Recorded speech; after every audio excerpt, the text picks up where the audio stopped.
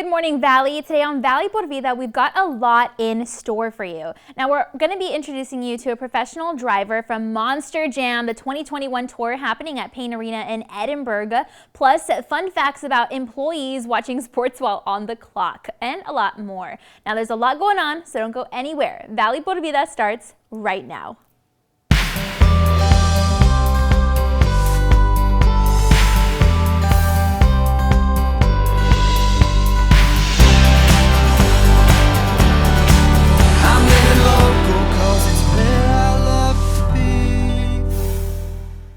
Hi there, and thanks again for joining us this morning. I'm your host, Danielle Banda. Content segment during Valley por Vida were paid for by Monster Truck Show at Payne Arena in Hidalgo. All right, well, Monster Jam 2021 tour will be coming to the Payne Arena in Hidalgo this weekend, and it's all kicking off with a very special guest. Now, we spoke with driver Bari Musauer for an inside look at the work that goes into prepping for this kind of event. Plus, he's got a special personal invitation for you to go ahead and attend. Check it out. Hey, good morning, Valley. This is Bari Musauer, driver of the Zombie Monster Jam truck. I'm excited to come to your city. I'm looking forward to seeing you guys wave those zombie arms all weekend long.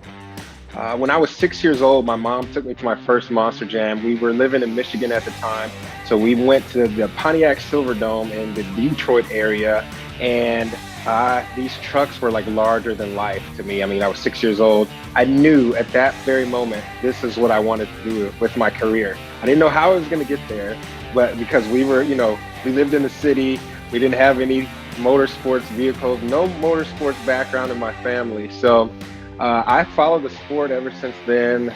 And then around the age 11, I got involved with radio controlled cars and trucks. And that became my hobby, and it just one thing led to another over the years of going to RC meets and racing. I actually got noticed at a big RC monster truck race at the home of Gravedigger at Digger's Dungeon right there in Poplar Branch, North Carolina. And a Monster Jam official just happened to be there, and he said, man, if you can drive an RC car or truck that good, you could probably drive the real deal. So that was back in 2006. So I got a shot in the test session. Literally, they added me to the test session that they had a week later. I was back at Digger's Dungeon. It's where they held the test sessions back then. And I did really good, but they didn't have a truck for me. I think they were kind of shocked that I did as good as I did because, I didn't have any motorsports experience. All I had was RC cars and trucks. So it took 4 more years before I got hired on professionally to drive. And that was in 2011. So here I am 10 years later. Still living the dream. Monster Jam has taken me all over the world. I mean, I would have never dreamed of all the places we've been and all the fans that we've made and interacted with over the 10 years. Hopefully we got another 10 to go, so just still having a blast. Oh yeah, we feed off the fan interaction, especially with the truck I drive.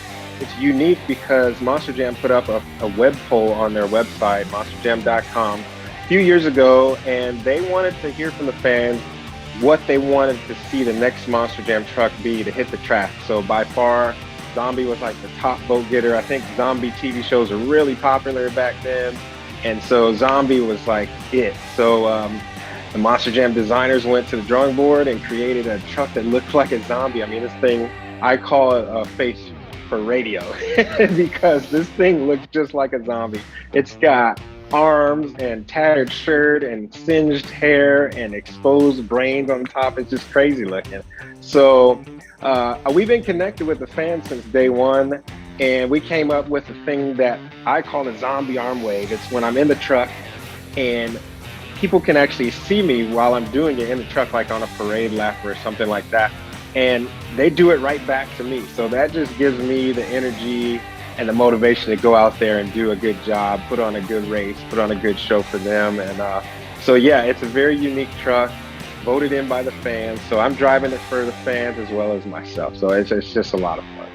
And being in this game for 10 years, you still can't take it for granted. I mean, these trucks have 1,500 horsepower, and we have new fans coming to see us each and every time we're out there. So we have to make it like that experience that it's, really you want to make that impression like it's your first time out there and people are really rooting for you. So, I mean, it's just an action-packed event from the time the event starts to the very end. I mean, we do a racing segment where we're racing 2 trucks at a time against each other in a bracket-style racing format. So, and then once we crown a winner, then we go on to something called the skills challenge, where you take this truck and you try to balance it on the front 2 tires, or the rear 2, or the side 2. You just got to be on 2 tires. And it's just something that, if you would have asked me 10 years ago, we were doing this with these trucks, I would have said, no way, these things weigh 12,000 pounds. How are we going to balance on the front 2 tires? But we do it. And it's pretty incredible how nimble these machines are. And then we do donuts.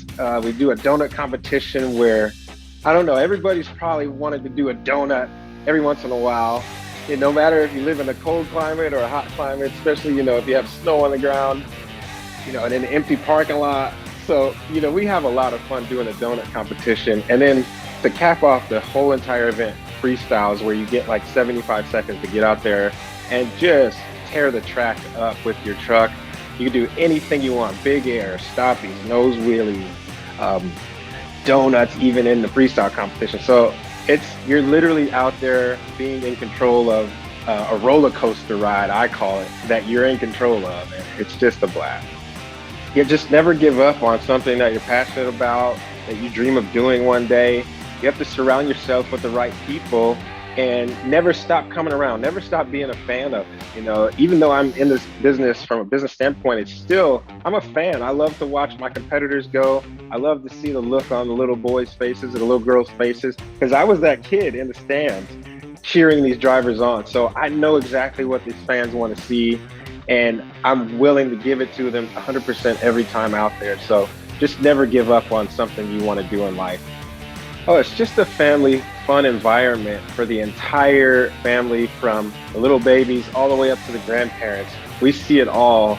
And you might not be a motorsports fan when you step through that door of the arena or the stadium, but I guarantee you will leave a Monster Jam fan once you see this in person for the first time, because television doesn't do it justice. You have to live it live.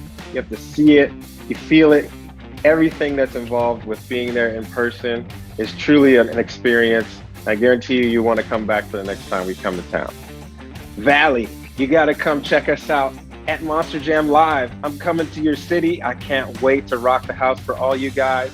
Follow me. I'll be tracking the event on social media at Bari Musawer on Instagram and Facebook. You don't want to miss the Monster Jam action. Live it live and come have fun with us.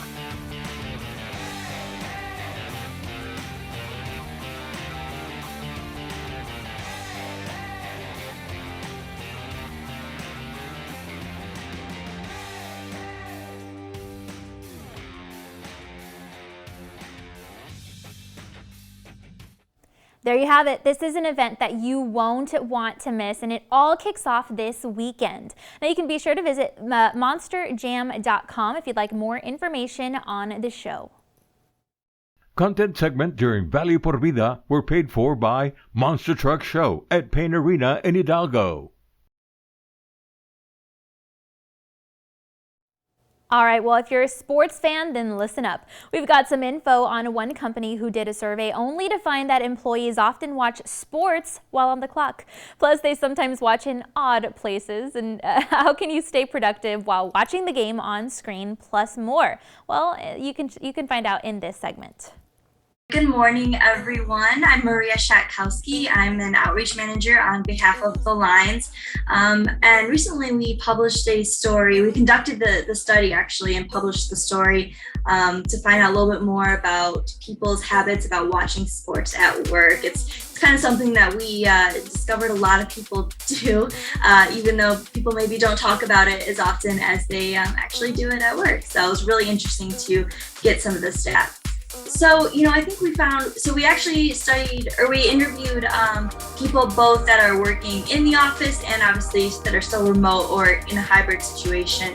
And something that I think that was that we found was that 73% of respondents said they do watch sports at work, and that number is actually even higher when you include the remote or hybrid workers, and that was 86% of people that say they're actually watching sports at work. So it's a little interesting there to see how that number jumped, but also not that surprising when you think about it. If you're at home at the kitchen and something's on, a lot of us like to work with something in the background. And when you're in the comfort of your home, you're able to do that a little easier than if you're in an office setting.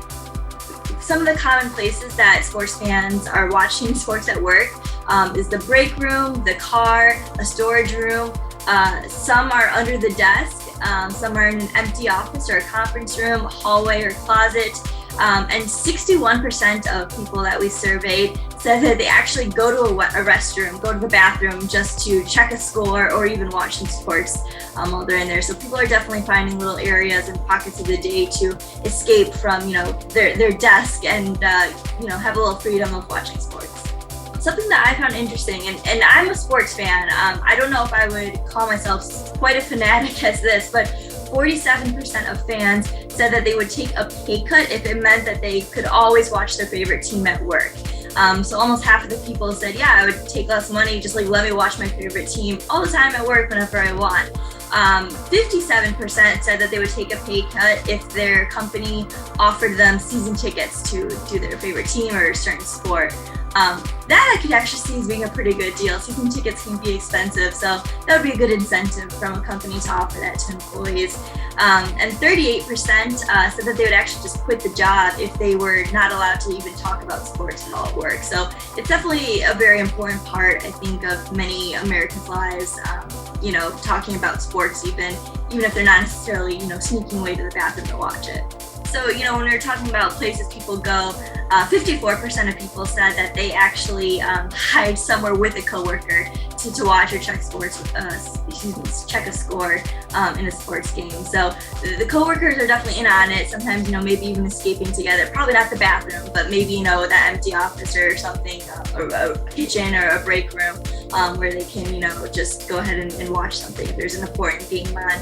I think it's really important that people do kind of keep in mind that they have their separate, there's a work life and there's a home life, and sometimes those passions can intertwine. So if you're a really big sports fan at home, it's important to be able to kind of express that part about yourself and be able to find other people with similar interests. Feel free to visit the website on your screen if you'd like more information on this survey plus more. All right, well, it's time now to take a commercial break, and then we've got to look at your local weather updates, but be sure to stay tuned because Valley por Vida will be back. And we'll have info on a cornea transplant patient from Mission who's been given the gift of sight and how you can learn more about donating as well. Those details plus more coming up.